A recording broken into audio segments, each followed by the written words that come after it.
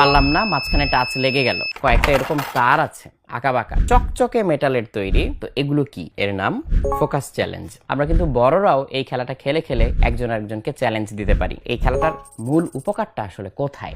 আমার হাতে এখন যে বিজ্ঞান বাক্সটি আছে এর নাম ফোকাস চ্যালেঞ্জ। তো আমরা খুলে দেখি জিনিসটা আসলে কি।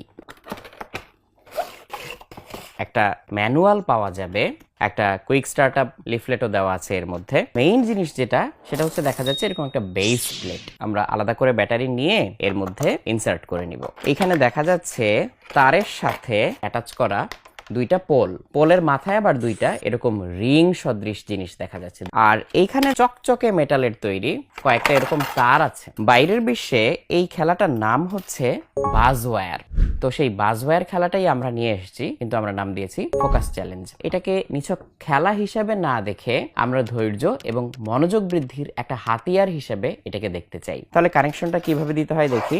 যে কোনো একটা এরকম তার নিয়ে আমি এখানে বসাবো। তবে বসানোর আগে যে রিংটা দিয়ে আমি খেলাটা খেলতে চাই সেই রিংটা চুজ করব, করে এই রিং এর ভিতর দিয়ে তারটা আমি এখানে আটকে দিব। আরো একটা পাশে এই ছিদ্রের মধ্যে আটকে দিলাম। আর এই যে কানেক্টরের মাথাটা এখানে বসে যাবে। এবার সুইচ অন করি। জিনিসটা অন আছে, লাল বাতিটা বন্ধ। টাচ করলেই লাল বাতি জ্বলে উঠবে, সাউন্ড বাজবে। এই বাটনটা প্রেস করলে সাউন্ড বন্ধ হবে। টার্গেট হচ্ছে এই তারের গায়ে টাচ না করে এই রিংটাকে এক পাশ থেকে আরেক পাশে নিয়ে যাওয়া। পারলাম না, মাঝখানে টাচ লেগে গেল। আরেকটু মনোযোগ দিয়ে দেখি আমি চেষ্টা করে পারি কিনা। ব্যাস, আমি কিন্তু সম্পূর্ণ লুপটা টাচ না করেই পার হয়ে গিয়েছি। তাহলে এই লুপটা বরং তুলনামূলক সহজ ছিল। বক্সে আরো দুটো লুপ দেওয়া আছে, এইটা কিন্তু তার চেয়ে অনেক কঠিন। এখানে জায়গায় জায়গায় এরকম ইনসুলেটর দেওয়া। এখানে আমি চাইলে একটু রেস্ট নিতে পারি। আমি এখান থেকে শুরু করলাম।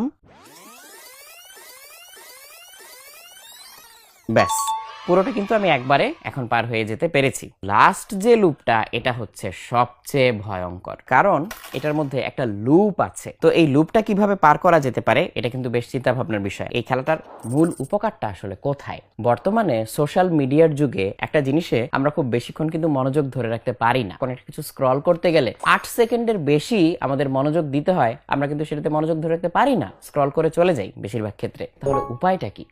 উপায়টা হচ্ছে ধৈর্য এবং মনোযোগ বৃদ্ধির জন্য নিয়মিত অনুশীলন। তারই একটা টুল হিসেবে চাইলে আমরা এই ফোকাস চ্যালেঞ্জটাকে ব্যবহার করতে পারি।